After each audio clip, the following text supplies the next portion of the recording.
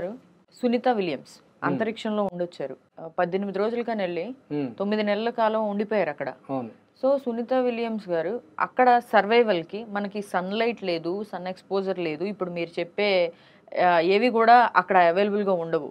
యోగ సాధనకు అవసరమయ్యేవి కూడా మనకి ప్రాణశక్తి ఇంకా బలపరచడానికి ఉపయోగపడేవేవి కూడా అక్కడ ఆవిడకి అందుబాటులో లేవు. సో ఆవిడ ఎలా సర్వైవల్ అయ్యి ఉంటారు అక్కడ అంతరిక్షంలో? వచ్చిన తర్వాత ఆవిడలో జ్ఞాపక శక్తి కానీ లేకపోతే ఇలాంటివన్నీ కూడా తగ్గే అవకాశం ఉంటుందా? ఎలాంటి మార్పులు ఉండుంటాయి అంటారు ఆవిడలో? ఇప్పుడు జ్ఞాపక శక్తి అనేది మాత్రం ఖచ్చితంగా తగ్గదమ్మా. ఎందుకంటే ఆస్ట్రోనాట్స్ అక్కడికి వెళ్ళిందే పరిశోధనలు చేయడానికి కదా. అక్కడ తెలుసుకున్న వాటిని వచ్చి మళ్ళీ భూమిపై ఉన్న వాళ్ళకి చేరవేయడానికి, ఇక్కడ టెక్నాలజీని అనుసంధానం చేయడానికే వాళ్ళు వెళ్తారు. కాబట్టి ఆస్ట్రోనాట్ వామగాములు అంటారు వాటిని. కాబట్టి జ్ఞాపక శక్తి మీద ఎటువంటి ప్రభావం ఉండదు. కాకపోతే శారీరక వ్యవస్థ మీద ఖచ్చితంగా ప్రభావం ఉంటుంది. అంటే ఈ నాడీ వ్యవస్థ మీద, నాడీ వ్యవస్థ మీద, అలాగే బోన్ సిస్టమ్ మీద, జాయింట్ సిస్టమ్ మీద ఖచ్చితంగా ప్రభావం ఉంటుంది. అక్కడ పూర్తిగా ఏంటంటే గురుత్వాకర్షణ శక్తి ఉండదు, భూమాకర్షణ శక్తి అక్కడ లోపిస్తుంది. కాబట్టి అక్కడ శూన్యంగా ఉంటుంది. కాబట్టి శూన్యంలోనే కూడా వాళ్ళకి పూర్తి శూన్యం కాకుండా, పూర్తి అంతరిక్షంలో ఉన్నటువంటి భావన కాకుండా అక్కడ కూడా కృత్రిమంగా నిర్మించినటువంటి స్పేస్ స్టేషన్, అది అంతరిక్ష కేంద్రం నిర్మించారు. కాబట్టి ఆ కేంద్రంలో వాళ్ళకి తగినటువంటి ఏర్పాట్లతో నిర్మించబడి ఉంది. అది సహజంగా అంటే వాళ్ళు సిలిండర్స్ పెట్టుకొని మాస్క్ పెట్టుకోవాల్సినటువంటి అవసరం లేకుండా కూడా మొత్తం అంతా కూడా సెంట్రలైజ్డ్ ఏసీ ఎలా అయితే ఉంటుందో అలాగే ఆక్సిజన్ కూడా దాంట్లో ప్రసారం అయ్యేటట్టు వాళ్ళు నిర్మాణం చేసి ఉంచారు. కాకపోతే అక్కడ గురుత్వాకర్షణ శక్తి మాత్రం ఇంత స్థాయిలో ఉండదు, తగ్గి ఉంటుంది. మనం చాలా వీడియోస్లో కూడా మనం అంటే నేను వెళ్ళలేదు, కానీ అక్కడ ఉన్నటువంటి నిర్మాణాల కంటే మనం చూస్తున్న వీడియోలను బట్టి కూడా మనం చూస్తుంది ఏంటంటే గాలిలో తేలుతూ ఉంటారు వాళ్ళు, సాధారణంగా నడవకుండా తేలుతూ ఉంటారు. అయినా సరే అక్కడ కూడా వాళ్ళు వ్యాయామాలు చేస్తున్నారు, అక్కడ కూడా యోగ సాధనలు చేస్తున్నారు వాళ్ళు. అలాంటి వీడియోస్ కూడా మనం చూసాం చాలా వరకు కూడా. ఆ రకమైనటువంటి నిర్మాణం కూడా అక్కడ ఉంది. కాబట్టి జ్ఞాపక శక్తి మీద ఎటువంటి ప్రభావం పడే అవకాశం లేదు. పూర్తిగా జ్ఞానంగా ఉంటారు వాళ్ళు, జ్ఞానవంతంగా ఉంటారు. కాకపోతే శారీరకంగా మాత్రం ఖచ్చితంగా వాళ్ళ మీద ప్రభావం పడుతుంది.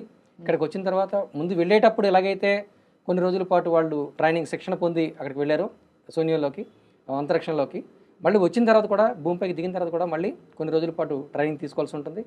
తర్వాత ఎక్కువ కాలం అంతరిక్షంలో ఉన్నటువంటి వాళ్ళుగా ఇప్పుడు రికార్డు సృష్టిస్తున్నారు వాళ్ళు. కాబట్టి ఎక్కువ కాలం ఉన్న తర్వాత వాళ్ళకి ఎలా మళ్ళీ తిరిగి సాధారణ జీవనానికి తీసుకురావాలి అనే దానిపైన కూడా పరిశోధనలు జరుగుతున్నాయి.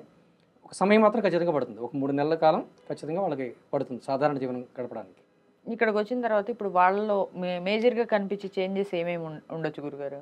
మేజర్గా అంటే నాడీ వ్యవస్థ బలహీనపడడం, ఈ బోన్ వ్యవస్థ కూడా మన ఎముకలు కూడా బలహీనపడే అవకాశం ఖచ్చితంగా ఉంటుందమ్మా. ఓకే, ఇక్కడ వాతావరణానికి అక్కడ వాతావరణానికి తీసుకున్న ఆహారం కూడా తేడా కదా. ఇక్కడ సహజమైనటువంటి ఆహారం తీసుకుంటారు, అక్కడ అంటే క్యాప్సూల్స్ రూపంలో, ద్రవ రూపంలో చాలా అంటే ఆహారాన్ని విటమిన్ల రూపంలో వాళ్ళు తీసుకుంటూ ఉన్నారు తెలుస్తున్న దాని ప్రకారం. కాబట్టి ఖచ్చితంగా నాడీ వ్యవస్థ మీద, జీర్ణ వ్యవస్థ కూడా మీద ప్రభావం పడుతుంది. అలాగే బోన్ సిస్టమ్ మీద ప్రభావం పడుతుంది. నడవడానికి కూడా వాళ్ళు తడబడుతూ పసిపిల్లల్లాగా నడవాల్సిన అవసరం ఏర్పడుతుంది. ఇప్పుడు మళ్ళీ ప్రిపేర్ అవ్వాలి, ఖచ్చితంగా ప్రిపేర్ అవ్వాలి. ఓకే, అలాగే ఇంతకుముందు కల్పనా చావ్లా కూడా వెళ్ళారు, 2 సార్లు వెళ్ళొచ్చి 3వ సారి ఆవిడ వస్తూ తిరుగు ప్రయాణంలో చనిపోవడం జరిగింది. ఆ స్పేస్ షటిల్ పేలిపోవడం జరిగింది. అలా ఏంటంటే వీళ్ళు సుఖవంతంగా క్షేమంగా తిరిగి వచ్చారు.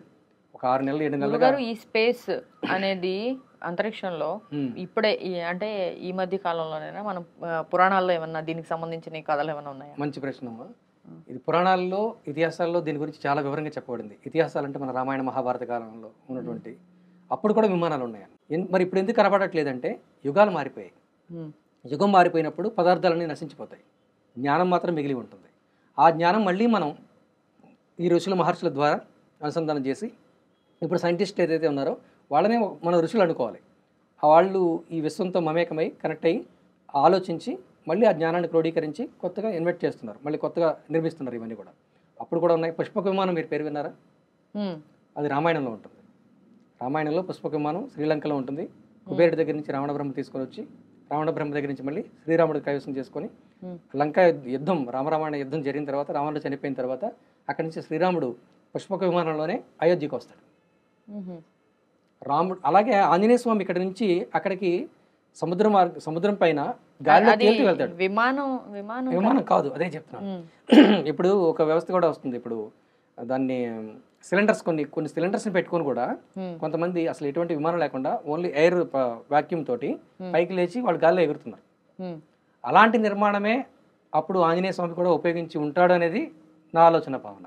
అంటే అంత దూరం కూడా అలాంటి సిలిండర్ పెట్టుకొని కూడా అంత దూరం ఎక్కడం కూడా కష్టమే కదా. ఇప్పుడు బైక్ మీద ఒక 50 కిలోమీటర్లు కంటిన్యూ వెళ్ళడం, 100 కిలోమీటర్లు వెళ్ళడం కూడా కష్టమే కదా, నడుము నొప్పి వస్తుంది కొంతమందికి. అలాగే అప్పట్లో కొన్ని యోజనాల దూరం ఆయన ఆకాశ మార్గంలో ప్రయాణించాడు. అంటే వాయుపుత్రుడు అంటారు కదా. వాయుపుత్రుడు అంటారు. అదే వాయుపుత్రుడు అంటే గాలి ద్వారా వచ్చాడు కాబట్టి, అంటే గాలిని బంధించి యోగ ప్రక్రియ ద్వారా చేసి ఉండొచ్చు. అంటే ఆ యుగంలో ఆ శరీర నిర్మాణం అలా జరిగి ఉండొచ్చు. ఎందుకంటే 2 యుగాలు దాటిపోయినాయి. ద్వాపర యుగం మధ్యలో వచ్చింది, ఇప్పుడు కలియుగం నడుస్తుంది. అంటే ఈ యుగాలు దాటిపోవడం కూడా శారీరక నిర్మాణాలు కూడా మారుతూ ఉంటాయి. శారీరక నిర్మాణం కూడా మారుతుంటుంది కాబట్టి ఆయనటువంటి నిర్మాణ వ్యవస్థ కూడా వాయువుని బంధించి కుంభించి తద్వారా గాలిలో పైకి లేవగల శక్తి కూడా సాధించి ఉండొచ్చు. లేదంటే యంత్రాల ద్వారా కూడా ఆయన సాధించే అవకాశం కూడా ఖచ్చితంగా ఉంది. యంత్రాల ద్వారా ఎందుకు అంటున్నానంటే పుష్పక విమానం అనేది యంత్రమే కదా. పుష్పక విమానం అనే మాట వాడబడింది, పుష్పక విమానంలో వాళ్ళు వెళ్ళారు. అలాగే రావణ బ్రహ్మ కూడా వచ్చి విమానంలోనే సీతాదేవిని తీసుకుని వెళ్ళాడు. అక్కడి నుంచి పర్ణశాల నుంచి ఆమెను తీసుకొని విమానంలోనే లంకకి తీసుకుని వెళ్తాడు. అక్కడ విమానం వాడబడింది.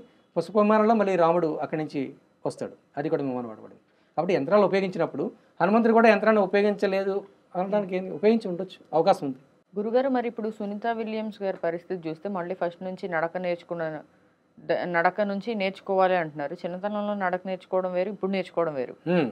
ఇప్పుడు యోగ సాధనలో ఏం చేస్తే తొందరగా బయటకు వస్తారు? అంటే నార్మల్గా అన్ని యోగ ప్రక్రియలు అంతే సేమ్, అది ఆసనాలే. ఫిజియోథెరపీ అంటున్నాం కదా, ఫిజియోథెరపీలో కూడా అన్ని ఆసనాలే ఉంటాయి. యోగ ప్రక్రియలో చేపించే ఆసనాలతోనే ఫిజియోథెరపీ చేస్తారు. అట్లాంటి ఎంతకాలం తీసుకోవాల్సి ఉంటుందో? 3 months లోపలే అయిపోతుంది. 3 months లోపలే నార్మల్ అయిపోతుంది. ఖచ్చితంగా నార్మల్ అయిపోతారు. సాధారణంగా సహజ జీవనానికి వచ్చేస్తారు. 30 రోజుల్లో వచ్చేస్తారు. రైట్ గురుగారు, థ్యాంక్ యూ.